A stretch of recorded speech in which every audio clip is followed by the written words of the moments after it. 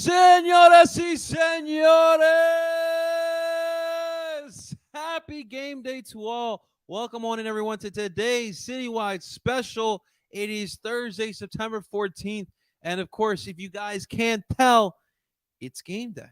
Guys, it's game day. Go Birds, go Eagles, vamos los Águilas, EAGLES, all the above. What's going on, guys? Appreciate everyone tuning on into today's edition of Citywide Special. Obviously, it is game day, so we're going to be looking at today's game. Eagles welcoming the Minnesota Vikings, an old friend of ours, coming into Lincoln Financial Field. It's a home opener, so obviously the vibes are proceeding. We got fans at 4:30 in the morning showing up to those fucking parking lots with beers and shenanigans. That's crazy. You know what? If I were to ask my fiance, yo, babe, can I go to the Eagles tailgate, but get this, at 4 in the morning, she would kick me the fuck out. So kudos to that guy. I wish I had that financial stability. I wish I had the employment stability as well. But that's the beauty of Philadelphia. The city gets it. It's a beautiful thing, and that's why I want to do this, because I love that shit. I love that shit. But welcome on in, guys. We are live on Facebook, YouTube, Twitter. We're live on DSN Media, of course, and of course we're live on TikTok. TikTok, do me a solid. Smash that screen away. Tap, tap, tap away. At 5:10 Eastern Time today, we will have Bryan Cameron from Philly Sports Network, host of Flipping the Birds podcast. He talks all things Eagles over Philly Sports Network. He's going to come on in and help us preview this game here tonight. Obviously, I know everyone's excited about the home opener, but we're going to leave that for last year today. We obviously have some Phillies talk. Obviously, not a bright spot right now in Phillies Nation. We'll talk about last night's debacle. And, of course, the Philadelphia are gearing up Saturday for a big Eastern Conference clash against Cincinnati. We need to talk about that as well. Of course, I want to look at the comment section real quick. What's up, guys? Comment section's open. We're live here on YouTube, live here on TikTok with the comment sections. Please drop your comments, questions, concerns, predictions, whatever it may be. Please drop it in the comment sections. I want to hear from you guys. We'll be reading those as the live portion goes on. This is an interactive show. If you didn't know, if you don't know, now you know. I'm not finishing that line, but right now, my man, what's going on, Parcero? What's happening, man? Listen, right now, you haven't given us that Real Madrid update. You're our honorary Madridista, so we need you to give us that update, man. What's up, TikTok? TikTok keeps smashing that screen away. What's happening? How we feeling? How we doing? Happy game day. Go Birds. Go Birds. Jason's giving us the Go Birds. We got he doesn't have a name. It's a gorilla. I'm gonna call you Rilla. What's up, Rilla? What's up, Rill? Go Birds. That's right. Go Birds. Rilla is a Birds fan. I like that. Rilla says Jalen Hurts 3 touchdown passes and a rushing touchdown. That would be one more for each rushing and throwing that Jalen Hurts had last year against Minnesota. We'll talk about that as well. What's up, Rilla? What's going on, my man? See, Jason, I appreciate you throwing those likes in there. I appreciate that, guys. Thank you so much. All right, let's get into the citywide special today, and let's also get into the poll of the day. So, of course, this week, we're sticking with what we know best. Today's citywide special, Aguardiente del Valle de Cauca El Blanco del Valle, sin azúcar, always without sugar. We got Guarito is our shot of the day. And today I'm actually going to partake into some drinking because I already worked out. Did that before this. And number two, it's game day. So I think it's right to crack one open. So today, of course, we're keeping it simple, keeping it classic, keeping it clean. High noon sun sips. You guys aren't familiar. High noons, I mean, ask around. Okay. Ask around. We got the grapefruit edition here today of the high noons. Fantastic, expensive, but fantastic. So that is our citywide special of the day. Of course, we got everyone's favorite shot glass. Guado and high noons. What a better way for a game day here. YouTube is getting motorboated and TikTok is getting motorboated. Salud. Jason, that's correct, man. Do not spill it. Do not spill it. That's correct here. We'll crack this one open here. Salud. Not motorboating you on this one, but you're going to get nooned. Salud. Salud. I'm not going to lie to you guys. I'm a huge grapefruit person. I even love the grapefruit. So that's actually fantastic. That's perfect for me. I don't, not a big mimosa guy. So but I would definitely do the champagne with the grapefruita. You feel me? That's a good combo. That's a good combo. Real Madrid at 3 p.m. So they're playing now, right? So what's the score? You know what? We got you right now. You know we got you, bruh. We got you. Thank you, Mac. I know how to work my Mac, though. That's very sweet of you, though, to ask. Just because Reynald's that dude, we're going to give him that Real Madrid update here. When you're that dude, guys, I'll give you whatever. Okay, so I see what you're saying. So, Real Madrid facing off against Real Sociedad, 3 p.m. this Sunday. Now, Reynald, next Wednesday, I'm in on that. Champions League, Real Madrid versus Union Berlin. Brandon Aronson going up against Reynald's Real Madrid. I'm in on that. Give me that all damn day. I love it. I love it. All right, let's get into today's poll of the day. And, of course, you guys are more than welcome to participate in the poll of the day. Make sure you guys are following on Twitter if you don't already, at Parcero Philly. And today's poll of the day. It's simple. I just want to know your score prediction. That's really all I want to know. So, obviously, game day, Birds versus Vikings. I want to know your score, the predictions here. No one's throwing score predictions, but obviously, as expected, the Eagles dominating the poll right now, 88.9% to the Vikings, 11.1%. Now we only have 9 votes. So, guys, go ahead on over. Put your votes in. Let's hear what you guys have to say. Drop your predictions. You could drop it here in the comment section of this tweet here on my Twitter account. You could drop it here on YouTube. You could drop it right here on TikTok as well. Drop your predictions there. Jake's already throwing his in there. You guys can do the same thing as well in any comment section you guys desire. Reynald's already given his predictions. We'll get to those at the end of this as well, for sure. I like it. I like it. Okay. I want to start off today talking about the Phils, the Vikings, all right? Disappointing, for sure. Super disappointing to see that in a game yesterday where, I don't know about you guys. Me personally, going into the series against the Braves this week, I really thought that the Phillies would split. To think that they would win the series, the Braves are still the Braves, and they still give us problems in the regular season. I thought that going away, coming out of that series with a split, that's perfect. The problem is what they did over the weekend against the Marlins. That was unacceptable.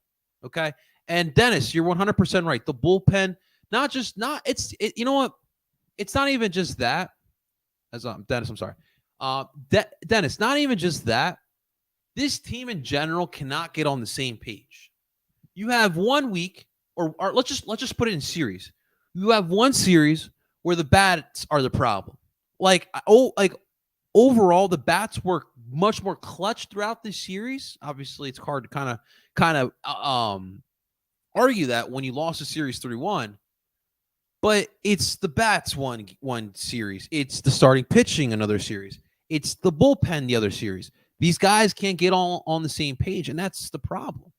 And talking about the bats, when one guy struggles, it feels like it's a chain reaction instead of the other way around. The guys picking each other up, and it's super duper frustrating. Now, yesterday in the game, obviously, Christopher Sanchez starts. You really needed a good outing from Christopher Sanchez. And you know what the worst part about it is? Christopher gave you a solid, honestly, I would say more than solid. I thought he gave you a really good performance. You're talking 7 1/3 innings pitch, allowing only 8 hits, 4 earned, and he had 10 strikeouts, guys. I mean, like, he needs some help. And obviously the Braves can hit with the best of them. By the way, on paper, we should be doing the same thing, but we're not. And these are the problems here. These are the problems that we're running into. And like, I know Topper, I've criticized Topper as well with some of the lineups, some of the decisions with the bullpen. But at the end of the day, we can criticize him all we want. But at the end of the day, these guys who play this sport are the ones that are ones to blame here. It's just super frustrating, man. Martin Covey did a solid job closing this game out. But like, you only had 4 hits yesterday. 1 run to show for it. 1 for 3 with runners in scoring position. And the Braves came in here yesterday like they were trying to close out the NLCS. And that's what they did. They're ready for the playoffs. Now, obviously, the big debate, the big story of this game wasn't the actual game, but what transpired after this baseball game. I'll pull it up here real quick. I want to make sure first. Okay, we're good there. All right. Give me 2.5, 6, 7, 8, 9, 10, 11, 12, 13, 14, 15, 16, 17, 18. Wow, I really did a number on all these posts that I freaking liked here. All right, here we go. We're cool. Tim Kelly. I just followed Tim Kelly today. It's good follow. Good follow. Phillies beat writer. I think he's Philly Insiders or Philly Sports Nation. Phillies Sports Nation. But either way, we're gonna show you guys this one. So here you go. So here is the graphic. So after the game, obviously the Braves won the division. They are the NL East champs again for the 6th time in a row. I think 7 out of the last 8, if I'm not mistaken. But regardless, I lost track because every year I know living in this fucking division, the Braves are going to win it. It sucks that we've got to that point, but I know they're going to win the division. And that sucks. Absolutely sucks. It sucks that we have to watch them celebrate on our fucking diamond as they win another NL East title. We had aspirations after the World Series run that we had last year to get to that spot and win this damn division. And we didn't. We failed. I want everyone to understand that we failed to win this division. Now, the debate is what you see right here on this graphic. And TikTok, again, if you guys want to check this out on my YouTube channel, link is in the bio. Linktree's in the bio, man. So obviously the Phillies, who are a classy organization, professionals through and through, did what majority of baseball would do. And they congratulated them. Very subtle. It's on the big board. They just congratulated them for winning the 2023 NL East. Now, the majority of Philadelphia, I feel like majority of Philadelphia was up in arms with this. As I always do, I come to you guys with my real and honest opinion. Not saying it's the right opinion, but I'm saying it's my truthful, honest opinion. I keep it real 100% with you. What the Phillies did was the correct thing to do. Obviously, it pisses us all off. Nobody wants to, I don't want to fucking see this. But at the end of the day, if it happens, dude, it doesn't hurt to throw a little graphic on the fucking big board. Because the same way the Astros did the same thing to you last year when you clinched the wild card, most teams are going to do the same thing as well. I get it. They're the division rivals. If you're so upset that the Phillies did this, why aren't you upset with the Phillies for not winning the damn division? I feel like it's energy that it's being used for the incorrect source. Be mad at the Phillies themselves, not at the front office or not at the this is realistically stadium management that put this up. Don't be mad at them. They have no control that the Phillies couldn't do their job. The Phillies didn't do their job.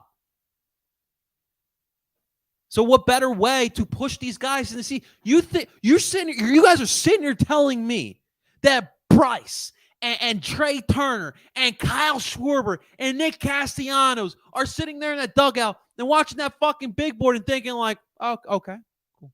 No, they're fucking pissed. They're as pissed as we are. I'm sorry. But I'm mad at the team, the Philadelphia Phillies, not the organization. This is what you're supposed to do. All right, I know we look at sports and it's our opportunity to be a kid again, right? And think like when we were kids and think that Phillies, and I'll think about the Phillies being an entity and a business, and these are things that you have to do as a business. I'm mad at the Phils. Not mad at the Phils for doing this. The Phils did this to themselves. I can only be mad at them. And that's my honest take, and that's my honest opinion about that. It just is what it is, man. Why would we put it on the scoreboard? Because where else are you going to put it? This is a normal thing. The same way the Astros did it for us. Now, I wasn't there. I don't know how long it was up there for. But at the end of the day, it's the classy thing to do, man. It's why the Phillies have a good name throughout the league. It's what you do. Yes, I am so ready for tonight as well. So ready for tonight. The high noon grapefruit is amazing. It's really good. Very refreshing. Very tasty. Dennis has got the birds by 10. Okay. He's got the birds by 10. Okay. Bryce needs to lock in. I mean, it's the team. The team needs to lock in, man. The team needs to lock in. I mean, again, not right what Acuna did, but what are you going to do about it? What are you going to do about it? See, my thing is that we're the fans. We're getting more pissed off than the actual team. And unfortunately, what Acuna did should affect the team, shouldn't affect us. Obviously, we're fans, we're attached to this. But you, the team, should be pissed off by that. Obviously, the fanatic didn't like it. Dude, it's the team has to step up, man. Bad pitching is our biggest issue. Dude, but pitching wasn't the problem last night. I mean, you got to help out Sanchez, bro. He allowed one home run. Yes, get that. But you got to help him out, man. I mean, do you think 4 hits and 1 run and 1 for 3 on running and scoring position is acceptable? Because I certainly don't. And yes, pitching has been a problem as well overall. But blame has to go throughout, man. Blame has to go throughout. But the bigger picture is that where we lost last year and went to the World Series. And, of course, that can happen again this year. But for now, yes, we're upset, man. But I'm hoping that this really, yes, right here. This right here, Jason. This exactly right here. I'm praying that this lights the fire under the Phils that they need, because I don't know what else to do at this point. I just have to hope that they're going to turn it. Right now, what you have to hope is that the Phillies go on again a similar run like they did last year. That's all you can hope for. Because right now, this team is not on the same page. The pitching, the starting pitching, the bullpen, the bats, nobody is on the same page. So what you got to do is hope that everybody is on the same page. And unfortunately, that is where we're at. That's where we're at, man. Thoughts on Chiefs after week 1? They're fine. They're fine. And it's funny, like, people coming into my comment section and say, oh, look, I told you Lions, they're not going to finish in last place. Which, you know what? I could be wrong about that. It's fine. I'm not going to be worried about preseason power rankings or preseason predictions. But I find it very interesting that, like, NFL fans, like, beat their chest after one game. And it's not like a playoff game. It's not like a December game. It's September. It's week 1. It's week 2. It's week 3. I find that super weird. It's even weirder in like baseball. 162 games. You know, when like you get you get a series against the Marlins or the Mets or the Nats, and they win 1 game out of 4, and they're like boasting that, dude, it's baseball. What are you boasting your chest for, bro? We got 162 of these bad boys. Where are you in October? That's what really matters. Shit's weird to me. I'm sorry, but this shit's weird to me. Let's move on real quick because we got Brian Cameron coming in here in about 8 minutes. I want to talk real quick about the Philadelphia Union because we're not going to be live. Reminder, if anyone doesn't know, tomorrow we will not be live. DSM Media is off. We're shutting down operations for the day. Our boy Scotty's getting married. So if you guys follow Scotty Talk Sports on any social media, please congratulate him.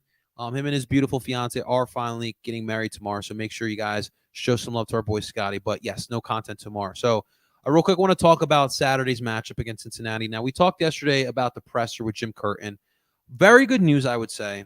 The biggest thing is that I was concerned about the depth that we would have. Now, Cincinnati as well will be struggling with that factor, considering the fact that their most important piece, an MVP candidate, Luciano Costa, is out.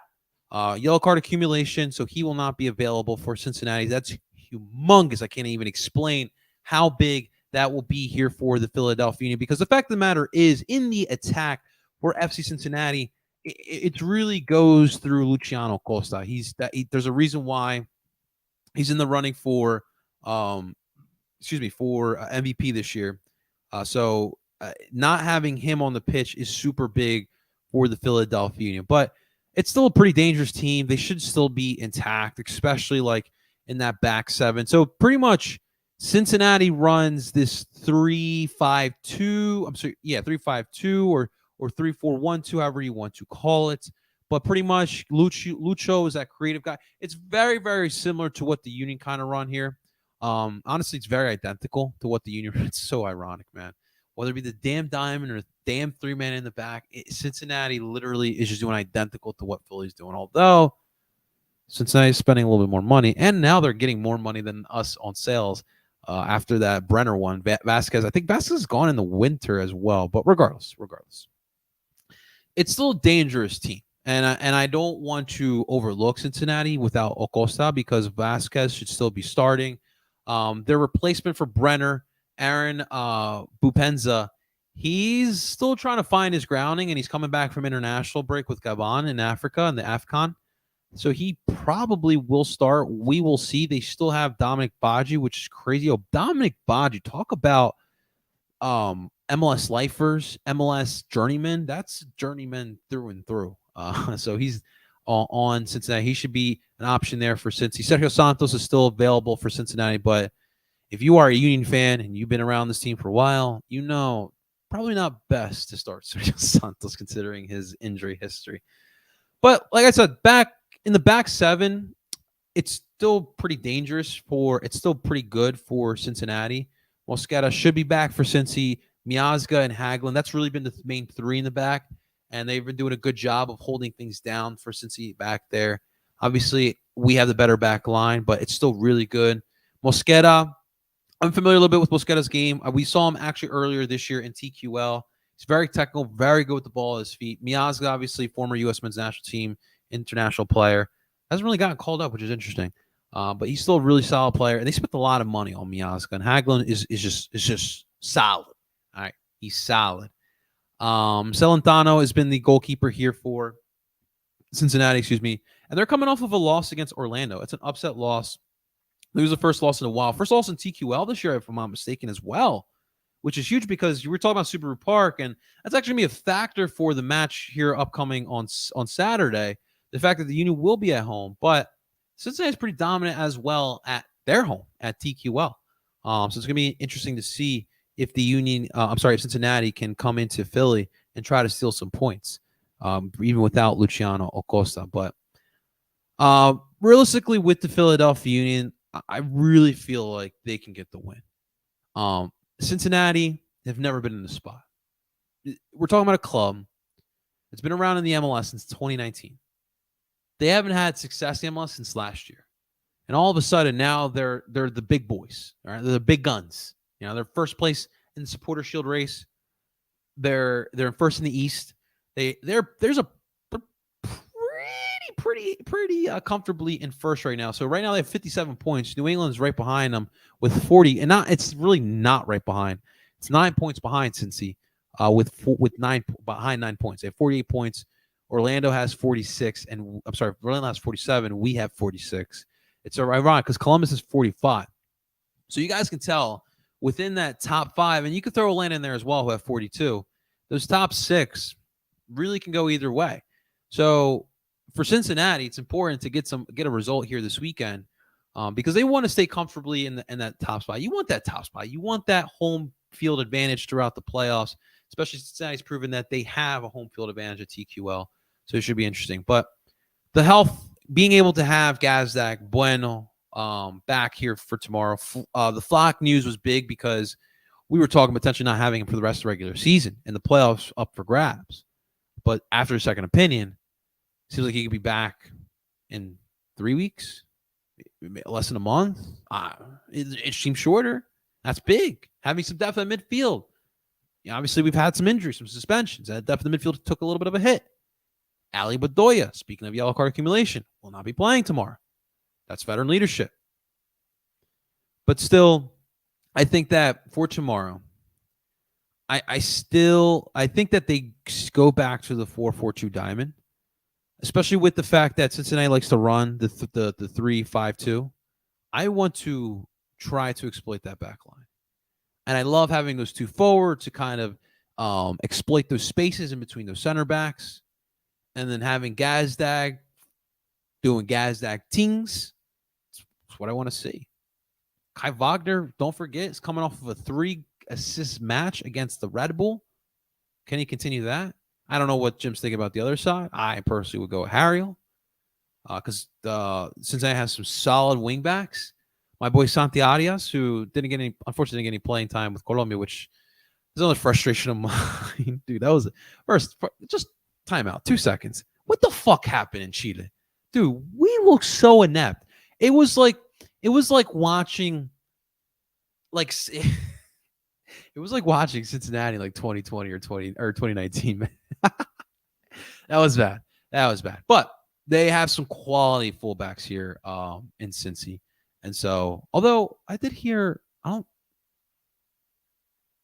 think I heard Ray Gaddis may start alongside Badiel on the other side. Keep an eye out for that one. I'll keep an eye. There could be a Ray Gaddis appearance here on Saturday. Just keep an eye out there. Keep an eye out for that one. But we'll see. Obviously, I mean, if Ray Gaddis scores, we are going to lose our freaking minds if that's the case there. But I think 4-4-2 diamond, like I said, Wagner, Glezes, Elliott with Harriel. I think El Brujo back. You stick him back at the 6. McGlynn and Bueno as your shuttlers. Gazak at the tip. Carranza and Ure as your two forwards there, man. And look, treat this like a playoff match. You still have a chance to get a supporter shield. You still have a chance to take down Cincinnati, bring them back down to a peg. And it is here for the taking. It is absolutely here for the taking. I think that midfield, the biggest key to this match is going to be that midfield battle. Kubo should be replacing Acosta with suspension. And if that's the case, I mean, you tell me that diamond of Gazdag, McGlynn, Bueno, and Brujo against hold on, wait a minute. Y'all thought I was finished? I got so many tabs open right now. Listen, and Iwobu, you guys know, and Iwobu, I love that dude. That dude's a baller. Moreno, solid. And in Kubo, that is not raising any fear to me personally with our diamond midfield. And then Ure and Carranza exploiting those spaces.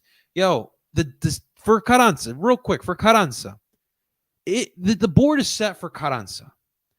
You heard Jim yesterday talk about, he confirmed what we all knew, the rumors about Olympiacos, but it's not just Olympiacos. There's clubs that are interested in Julian Carranza. All he has to do, it is so simple that it's hard to achieve. Like, it's one of those things. Easier said than done. You have to keep up in this pace that he's on right now. I think he's tied right now in MLS play and with goals for the Union with Daniel Gazdag. Keep up this pace. If Carranza keeps up this pace, he's gone. For sure, he's gone. And we're talking like $7 to $10 million for Julian Carranza. Guys, that's the most we've ever received for a player. So, Carranza, it wouldn't hurt to score some goals to help us out and help you out. But at the end of the day, Cincinnati, it's going to be a tough one for sure. Pat Noonan, obviously, we didn't talk about that. He has the book on Jim. He knows the Union very, very well, obviously. But at the end of the day, it's going to come to mano y mano. Who wants it more? This is going to be a brawl. It's Cincy. It's Philly in 2023, ladies and gentlemen. I think the Union are ready for this again. They've done this before. Cincy haven't done this as much as the Union have. I like the Union tomorrow. I'm sorry, on Saturday. Give me that 2-1 score prediction. Obviously, we're talking birds, but if you guys want to throw your Union score predictions, you guys are more than welcome to do that as well. But with that being said, ladies and gentlemen, Jason, enjoy your dinner. I'm starving as well, man. What you eating, boy? I'm hungry too, man. All right. With that being said, ladies and gentlemen, what everyone's here for is to talk about the damn birds. So let's move forward to Eagles versus Vikings. And guys, I am extremely blessed and thankful to have on here today on the citywide special guest line from Philly Sports Network and the Flipping the Birds podcast. Please give a warm welcome to my man, Mr. Bryan Cameron. Bryan! What's going on, man? How you feeling? Dude, I'm stoked, man. It's game day. I'm ready to beat down the fucking Vikings. Dude, I'm excited, man. How you feeling over there? I'm feeling good. I'm feeling, just semi-optimistic. Just trying to keep it tempered for the time being. That's what I wanted to talk to you about, right? Because I feel the energy in the city, man. You feel it around. Like everyone's excited. Everyone is expecting for the Birds to do the same thing they did last year in week 2 against the Vikings. But obviously, you see the injury report. You saw the play last week against the Patriots. And for me, I'm right there with you. Like I'm optimistic, but it's not going to be like last year. This is not going to be easy. Obviously, real quick, we'll bring that up here. The injury report: Reed Blankenship, James Bradbury, Kenneth Gainwell, all out. Cox was questionable, more than likely a game time decision. Mm-hmm. But Brian, those are 4 starters right off the bat, man. Especially, we're talking about a lethal passing attack with the Vikings. You struggled a little bit against the Patriots, who don't really have that good of a passing attack. We're missing half that secondary. We got to start off right there, man. How are we going to slow down Justin Jefferson, who we shut him down last year as well, and that passing attack for Minnesota? The key ingredient would be to flutter Kirk Cousins. I mean, Mac Jones was getting the ball off his hands at like an impressive rate under 2 seconds. I don't foresee Kirk Cousins doing the same thing. It's honestly going to be relying on Jalen Carter, Jordan Davis, Hassan Reddick, and them boys. Vikings are lacking certain starters on the offensive line, which is key as well. So, I mean, as beat up as we are, they're in the same boat. It's just a matter of getting to the quarterback. Brian, I'm not one of these guys. When Sean Desai arrived here, right? I had a clean slate. What JG did is what JG did. He's in Arizona. We moved on. The game plan on Sunday, it was very reminiscent to what JG was doing, right? That Patriots offensive line was missing 3 of their starters, and yet there was barely any pressure on Mac. We almost got it there, but the numbers weren't there. Like you said, I agree with you wholeheartedly. If you want to slow down this passing attack, we'll talk about the offense. I think the offense is a big part of this, but you need to get to Kirk. And we know when you rattle Kirk a little bit, it gets a little bit difficult for him as well, man. Dude, we need to see some pressure. If need be, dial up some sacks, but you got to alleviate some pressure from that back 7, man. And I agree with you. Dude, Carter and Davis, man. Wow. They're the real deal. It's amazing to see this. The fact that the Eagles were actually both able to get both of them in back-to-back drafts. It's remarkable. And you know what else too, Brian? Like, nobody talked about Milton Williams' production too on Sunday as well. And so, like, if Cox is out, that's like the only thing like I would look forward to, because I really do want to see Milton Williams with some more reps, because he's a guy who's very versatile. In his first year, he played a little defensive end. He's more suited as a D tackle, especially in the system, man. But no, I'm with you. That D line and just in general, the pressure has to get there. We got to help out our offense here, man. But I'm a little worried. I'm a little worried about what Kirk and these guys can do, man. But I do think, Brian, a big part of tonight, the best way to keep this offense off the field is rushing that ball, man, and even rush the ball enough there, man, dude. And obviously, no Kenneth Gainwell, like we mentioned as well. What do you see from this offense here today against the Vikings? So that's the one thing that's a little worrisome, right? I mean, because Sirianni didn't see too how can I say this, committed to the idea of DeAndre Swift, which is to me is the weirdest thing in the world, especially when you trade for him in the draft to bring him to ideally replace what Miles Sanders left behind. Especially Rashad Penny as well, who was a healthy scratch. A little surprised to see Boston kind of ahead of Rashad Penny, to be honest. But it's a matter of the Eagles coaching staff just not not outsmarting themselves, right? You know, it's good to be intelligent. It's good to be, you know, one of the smartest people in the room, but don't get arrogant to the point where you think you're the smartest person in the room and you start doing things to dumb yourself down. I think that's the key thing, that you got to run the ball. I mean, you got to keep Jalen healthy. You got to run the ball to open up the passing attack, and you got to get the ball into the hands of Dallas Goedert, AJ Brown, and Devontae Smith. And for people who remember last year's game, I was watching it today. Dude, we dominated the ground, man, and we dominated the line of scrimmage on both sides. And when you're running and like I was talking about this earlier today with my future father-in-law. It's crazy to say that, but I was talking to him earlier today, and like, to me, it's not a diss on Jalen, but to me, you still need to control the game with the run game. And that just opens everything up because, dude, I mean, Devontae and AJ and Dallas can get open. But when you're running the ball and it's effective and you're bringing up those linebackers and those safeties, that just opened things up. And that's something that you got to do here. Get back to that here, because I feel like they were forcing stuff as well on Sunday. It just looks so discombobulated, not as smooth as it did at times last year, Brian. Yeah, it just looked completely disorganized. And you said it right there, right? They were forcing it. They weren't letting the game come to them. And that's the key thing. I feel like they were trying to make Kenny Gainwell something that he's not at this very moment. Which, you know, I'm a big Gainwell fan. I think the world of him. But at this very moment, you're supposed to be having a running back by committee, and to have Gainwell have literally almost like 80% of the shares just makes zero sense. Um, it was just a weird, like, they treated it like a preseason game, and it was at the wrong time against the wrong coach. Yeah. Somehow they came off, you know, unscathed, and they ended up winning the game somehow, some way. Yeah, dude, it was. I mean, Bill's one of the best all time, especially game plan, especially defensive minds. You give him all off season. That's what's going to happen here, man. See, O'Connell and the Vikings should come up with a similar game plan. And what hurts us a little bit as well and helps them is, dude, they're motivated not only from last year, but they lost week 1 Hmm. against the Bucks, and so they're coming here looking to spoil things in the opener here against us in the home opener. And it should be interesting. On the backs point, so I mean, I hope we can expect Penny to be activated today with Yeah. Gainwell injury. So how would you, for you personally, if you're Brian Johnson, how do you split the carries between the backs? To be honest, it's my main focus is Rashad Penny and DeAndre Swift. You want to have Rashad Penny in there to start off the game, in my opinion, because a back like him is going to wear down defenses. A back like him is going to, you know, allow the passing attack to be that what's it called, that dangerous. And then DeAndre Swift, you bring him in and you have a running back that can play in the slot, that could be a wide receiver, that could do multiple things back there, and right there, you're keeping the defense honest. Um, Again, I get what they're trying to do with Kenny Gainwell. He's homebred and he's the guy that they want going forward, but Howie Roseman did not bring Rashad Penny and DeAndre Swift to not use them at the end of the day, right? Like, this isn't, two running backs that are bums. These guys, they can do a lot of damage. Don't treat Penny like, remember Jordan Howard, man.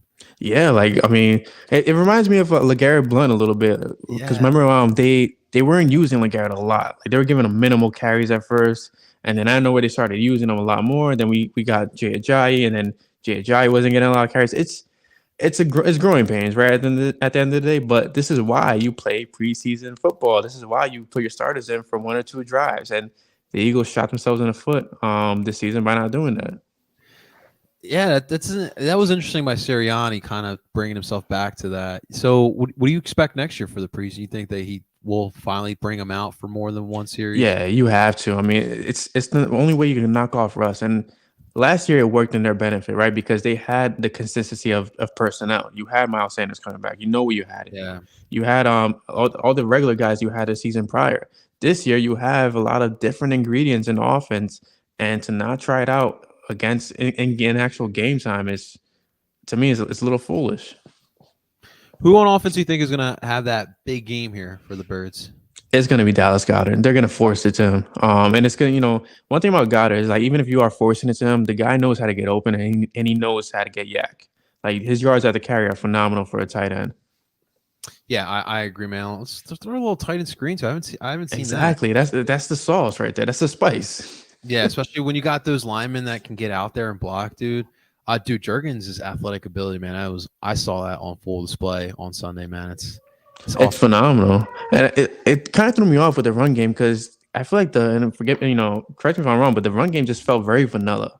Like I felt like they were running up the middle every single time, as opposed to letting the big guys just run off to the side and allowing the running back to follow them. It felt a little bit of lack of creativity on their part. Dude, it may not be the most creative thing, but it's what's so effective, that the RPOs are really what works well with this offense, because when you have the threat of a run from a quarterback like Jalen Hurts, the weapons, and he can now obviously he can sling that rock around. Those RPOs are really, really dangerous. I want to see them get back. I want to, even if we lose tonight and it's a close game, I want it to feel more like the Birds last year, right? Like running the ball, controlling the clock. I mean, if they do these things, like, they should be able to win. But week one just did not feel very much like what we were used to last year from the Birds. But they were able to find the win, and that felt like the Birds, because not every week's gonna be easy in this league, but you got to find a way to get the dub, and that's what they did. One thing I want to ask you real quick, because I didn't get to ask you about with the defensive part, but I'm a little concerned about the linebacker position. After the Nakobe Dean injury news was a real big bummer, man. And now, rolling out Cunningham and Ellis. Cunningham has had a resurgence, and Ellis has really been deserving of this opportunity, but I don't feel too confident, especially with the depth as well, Brian.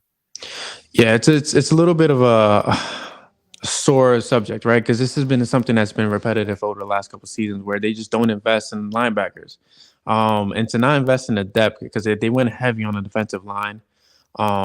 They didn't invest in much in depth for the linebackers or safety, but I feel personally like safety is a bigger cause for concern, just because they started Justin Evans last week, and you kind of saw what they're lacking, right? And I'm curious to see if they start Sidney Brown.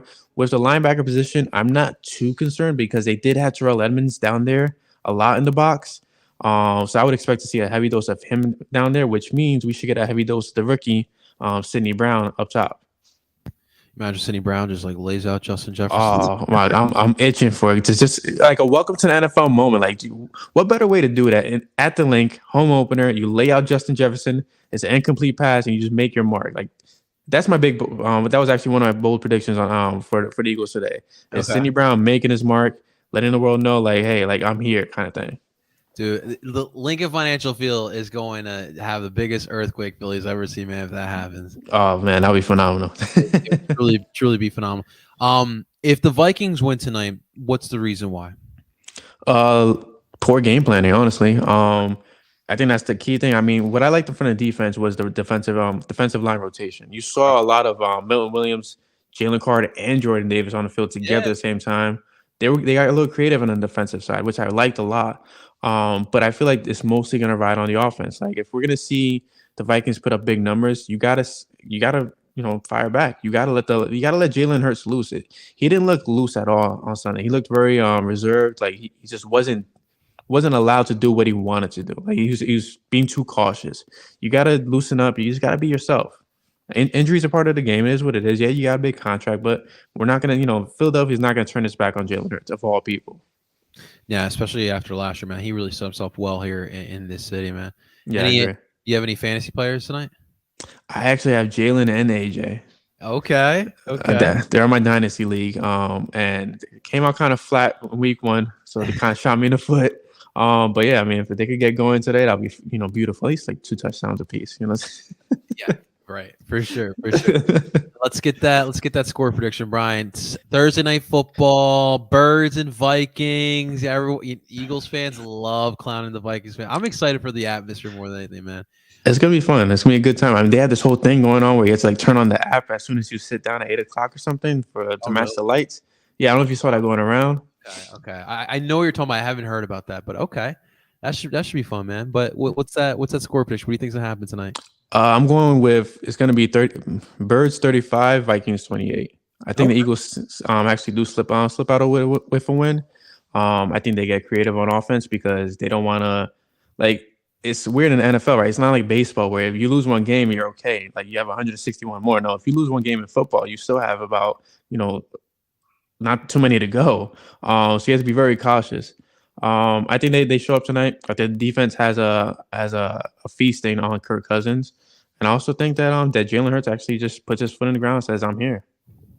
Absolutely, man. Absolutely. I mean, get an early lead on the division. I mean, I don't know about you, but the Cowboys, Giants, and Commanders are not Yeah. really worrying me too much. But got to get a good foot on the ground for the division, man, for sure. Were you watching the game tonight, Brian? Right here from home. Right in the Peace right and in the quiet. lab, man. I like that. Same here. Yeah. Same here, man. Brian Cameron, man. I really do appreciate you. Real quick, before we let you go, man, if you could just plug away. We love flipping the birds here, man. We love Philly Sports Network. Please let the people know where they can find your work, man. Yeah, definitely. I'm heavy on Twitter or X, I guess you call it now. Can't get At used B to that. Cameron. Yeah, it's weird calling it X, right? At B Cameron PSN. We're posting articles every day. Managing editor for Philly Sports Network's Eagles team, and then also co-host of Flipping the Birds every Tuesday night at 8 o'clock. We're bringing you chaos and beautiful Eagles talk. Hey, go Birds, Brian. We'll talk to you soon, brother. All right, have a good one, man. You too. Thank you, man. Ladies and gentlemen, Brian Cameron, please, please, please, please make sure you guys show some love and support. Make sure you guys follow him and the rest of the guys over at Philly Sports Network.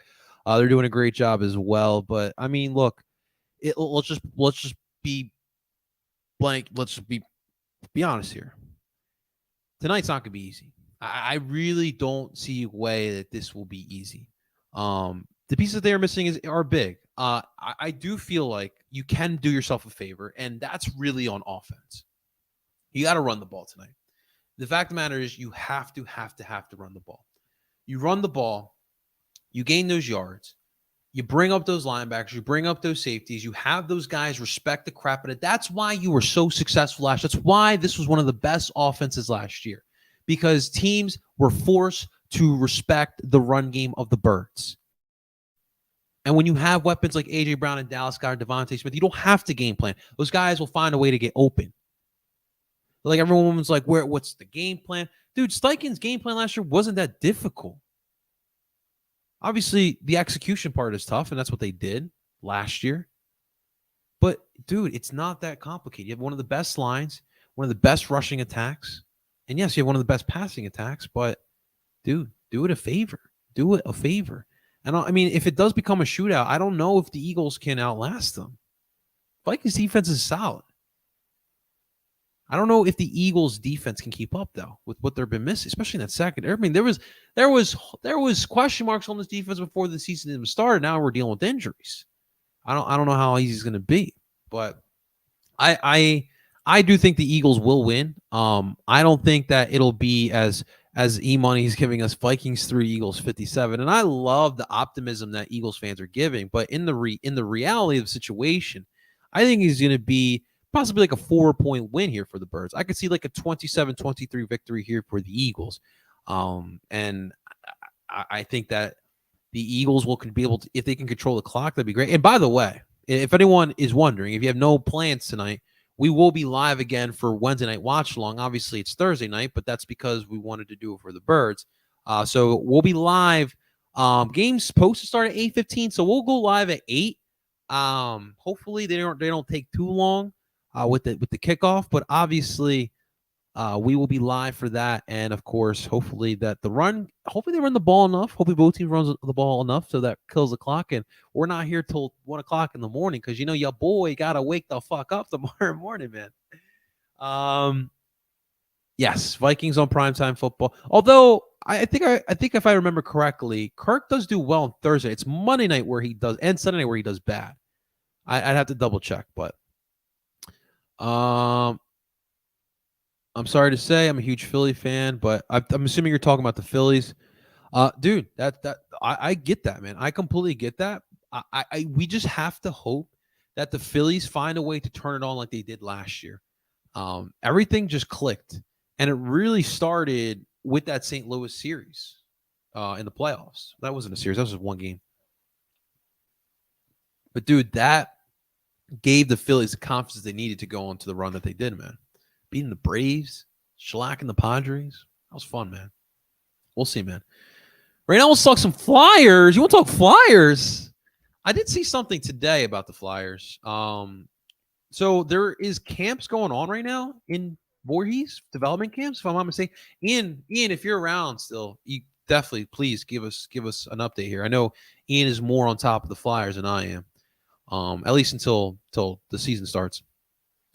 But I think development camp is going on right now in Voorhees, and Sean Couturier and Cam Atkinson were there today, and from my understanding, they looked impressive.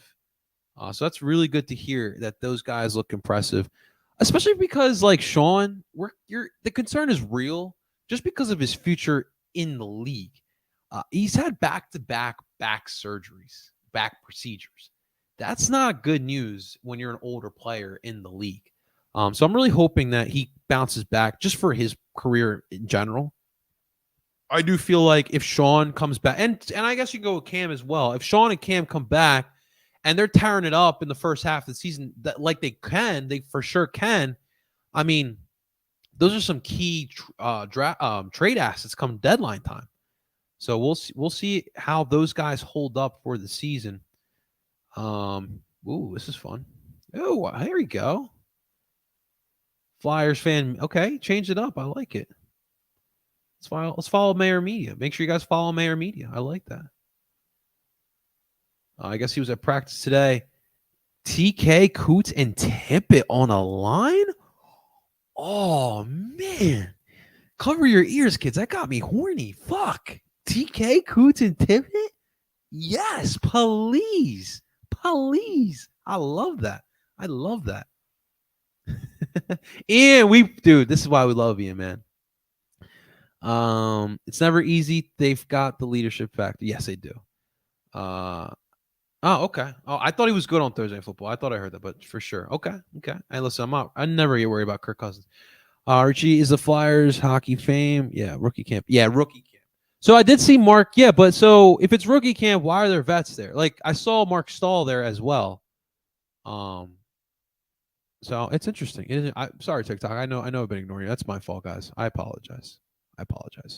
We've been having Bryan here on Bryan Cameron from Philly Sports. Like Keith, go Birds! Fly Eagles fly! Go Birds! Go Birds! Go Birds! Go Birds! Sheffield Shuffler! What's up, brother? Go Birds! My man, make sure you guys follow Sheffield Shuffler. That's the man. That's the dude. I thought it said Anthony Gargano. I was like, what? We got the Kush. Yo, the Kush might be in some trouble. I'm just saying. Nah, I hope everything works out well for both sides. Beat the Vikings. We're trying, man. We got a Bears fan. We got a Chicago guy. Zach LaVine the GOAT. Yo, Zach LaVine the GOAT. Come to Philly, bro. Come to Philly, man. You know you want to come to Philly. We'll try, man. We'll try to beat the Vikings. We'll try, man. What's up, Dylan? What's going on, brother? How you feeling, man? Keep tapping away, guys. I appreciate it. Vets do come in preseason in a couple of weeks. So but what is this I'm seeing here on social media then? Like I'm seeing stuff from today. Yeah, this is today. TK, Coots, and Tippett. That's interesting. Okay. Oh, Tyson Forster worked out mostly locally almost all summer. Okay, Forster stayed in the area. Okay, we like that. Yeah, here's a little bit of a video. First off, let me get out of here because that doesn't help me to show you guys what I want to show you guys. I'm excited, man. I'm excited for Flyers hockey. You know what? It's exciting because like there's nothing more frustrating to like go into the season and not know what to expect. But now I know what to expect, and I don't mind watching young assets if that's what we're gonna do. But if we're not, there's no point. But all right, so let's see. I'm see if I can find Coots and find Atkinson. I found Tippett. Tippett is the guy now in the orange jersey in center ice. Yeah, I can't find him, but it's a 3-on-3. I gotta get down to the skate center myself, man. Oh, it is 5-on-5. Okay, it is 5-on-5. I thought I saw 3-on-3. Oh, here we go. Back door. Oh man, this is getting me excited for hockey. All right, cool to see. Oh, she's got some more clips. Okay. This is from Gina Ham. I think she's with Philly Inquirer, if I'm not mistaken. Good reporter as well. We only got good reporters in Philadelphia. Only good reporters. I'm not gonna lie, this hoagie's making me hungry. I haven't eaten since my workout, so I'm pretty hungry. Pretty hungry. Oh, we got a Vikings fan in the building. It says Vikings all the way. I don't know, man. I don't know, dude. I don't know. I like I like the birds tonight, man. I like them birds. Listen, it truly wouldn't shock me if we lost tonight. But you still have enough to win, and that is the point here. Oh, here we go. Here you go, guys. You guys want to see? You guys want to see the proof? Proof in the pudding. Here you go. Guess who's back? Guess who's back? Guess who's back? Guess who's back? Cam. This guy's still going at it. I'm in the minority when I say give the seat to Coots, but I stand by it. Okay. I mean, why would you give the captaincy to a guy that might get traded? I mean, that doesn't make sense whatsoever. But hey, it is what it is. All right, guys, we're gonna head out here. Reminder again, 8 p.m. tonight. We are back for the Wednesday night watch along, but it's the special edition because it's Thursday night, of course. So we go live for 8 for the Birds. Of course, if you guys are an Eagles fan, heck, if you're a Vikings fan, come on in. Let's hang out. Only good vibes allowed. If you're not here for good vibes, then please don't show up. So we'll be live at 8. So make sure you guys stay tuned for that. Until tomorrow. Actually, we'll be back on Monday. This is it for the week, guys. We'll be back on Monday. Until then, I love you guys. Make sure you guys hit the like button here on YouTube. Subscribe for more. Follow us wherever, Twitter, Instagram, TikTok especially. Subscribe wherever stream podcasts. We're live on Citywide Special. Until next time, ladies and gentlemen, I go by the name of El Parcero Philly. You guys enjoy the rest of your night. And of course, come on!